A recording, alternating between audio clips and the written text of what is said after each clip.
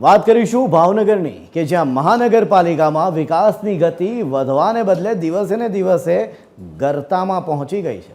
ભાવનગરમાં છેલ્લા 10 વર્ષ કરતાં વધુ સમયથી સિટી બસ સેવા બંધ છે અને તેના જ પરિણામે લોકોને મોંઘા ભાડા ખર્ચવા પડે છે। ત્યારે સિટી બસ સેવાની હવે માંગ ઉઠી રહી છે।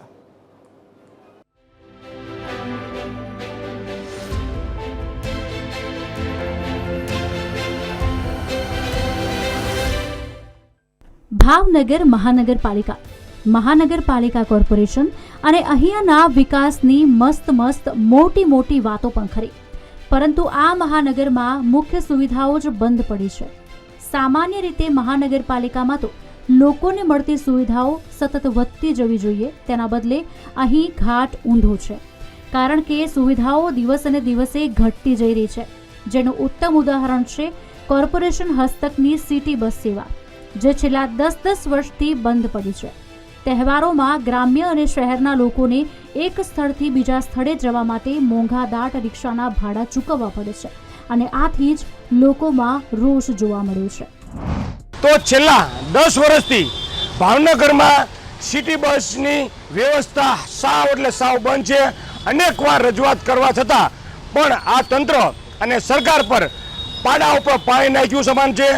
એટલે મારે તંત્રને ધ્યાન દોરવું છું અને નમ્ર વિનંતી સાથે કહું છું કે પીએમનાથી ફંડમાંથી જે ઈ બસનું લોકાર્પણ કરવાનું હતું તેને પણ વાત કરીને 2 વર્ષ થઈ ગયા છે અને હજી તંત્ર દ્વારા એમ જવાબ આપવામાં આવે છે કે હજી 5-6 મહિના થઈ જશે। ઓકે, અહીંયાથી નારી ગામ છે, પછી બુધેલ છે, એટલા આગેથી જો સ્કૂલના છોકરાઓ અહીંયા આપણે ભાવનગર ડેઇલી સર્વિસ ભણવા આવતા હોય એમની માટે કોઈ સુવિધા ઝીરો લેવલે। આજે ટેક્સ એટલો ભરે છે પ્રજા પાસે કે ટેક્સની માટે કોઈ સુવિધા કોઈ છે નહીં। તો આ સમગ્ર મામલે જ્યારે TV13ની ટીમ અધિકારીઓ પાસે પહોંચી તો તેમનું કહેવું છે કે ટૂંક સમયમાં ઈ બસ સેવા શરૂ થઈ જશે। ભાવનગર મહાનગરની અંદર આશરે 100 બસ પ્રોવાઈડ કરવાનું કામ કેન્દ્ર સરકાર દ્વારા કરવાનું છે।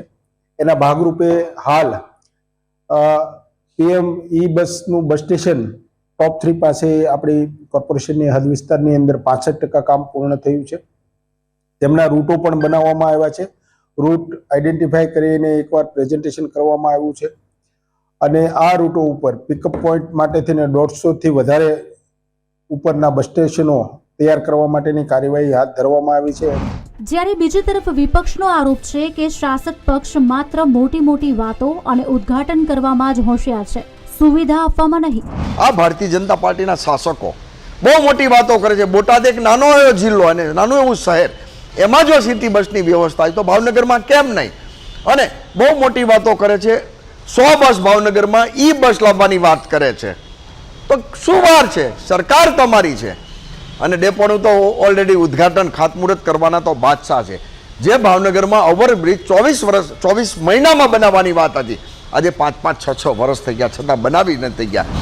ખેર, રાજનીતિ પોતાની જગ્યાએ, પરંતુ અત્યારે જરૂરી એ છે કે વહેલી તકે ભાવનગરમાં બસ સેવા શરૂ થાય, જેથી ભાવનગરમાં રહેતા અને અહીંયા આવતા લોકોને ટ્રાન્સપોર્ટેશનના નામે ખિસ્સા ખાલી ન કરવા પડે।